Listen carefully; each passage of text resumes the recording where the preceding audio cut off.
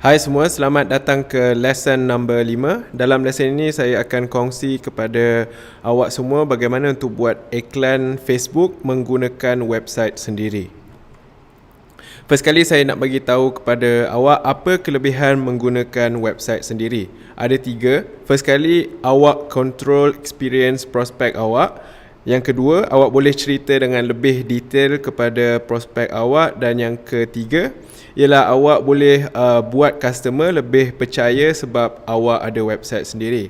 Okay, so untuk yang first, maksud saya awak boleh control experience prospek awak ni, maksud dia since awak dapatkan customer tu daripada Facebook pergi ke website, so di website awak tu akan ada kurang distraction. Maksudnya macam ni, sebab di Facebook kan ada macam-macam, contohnya ada post-post yang dibuat oleh kawan-kawan prospek awak, lepas tu ada iklan-iklan lain. So dekat situ banyak sangat distraction. Ini membuatkan prospek awak menjadi susah untuk fokus kepada produk ataupun servis yang awak offer.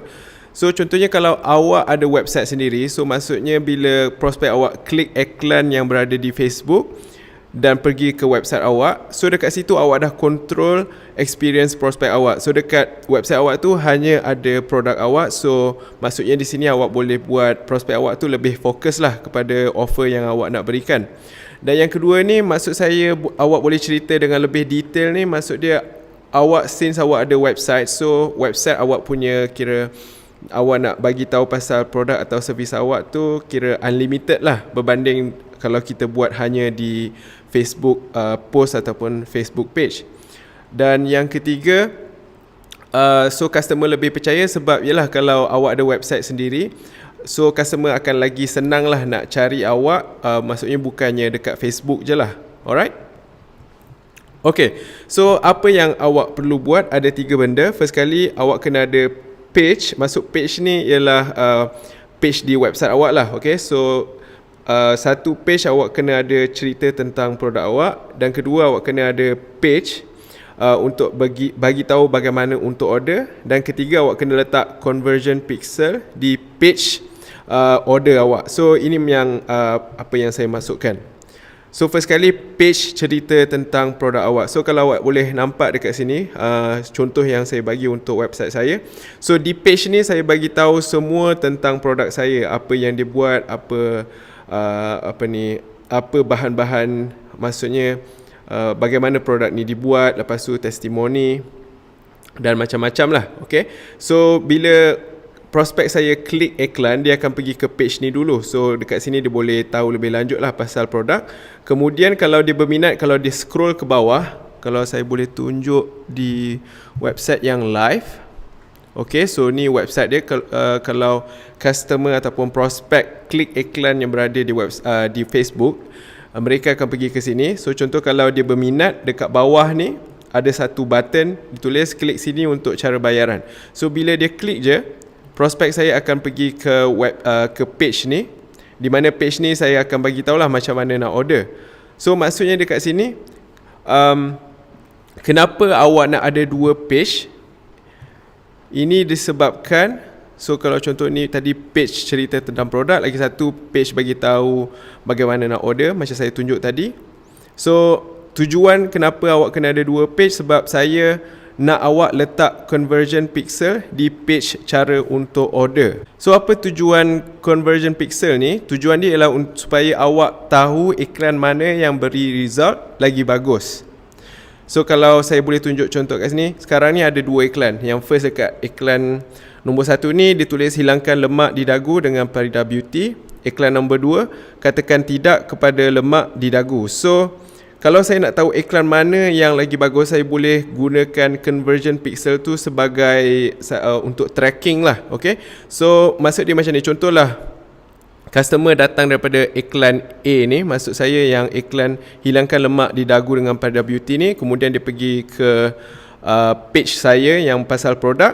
Lepas tu dia tak pergi dekat page order saya, maksudnya dia tak klik button untuk pergi ke page seterusnya lah. Tetapi contohlah kalau yang iklan yang nombor 2 ni, iklan yang katakan tidak kepada lemak di dagu ni, dia klik, dia akan pergi ke page saya yang pasal produk ni. Lepas tu dia klik button pergi ke page cara untuk order. So bila dia pergi je ke page cara untuk order tu, Facebook akan beritahu saya. So dekat bahagian conversion tu nanti akan ada tulislah 1. So maksudnya ada 1 orang daripada iklan yang kedua ni pergi ke page order saya. So daripada situ saya tahulah orang yang klik iklan nombor 2 saya ni, kira dia punya percentage untuk beli dia tu lagi besar daripada orang yang klik iklan yang pertama saya. Sebab apa? Daripada iklan pertama ni dia tak pergi ke page order. Okay?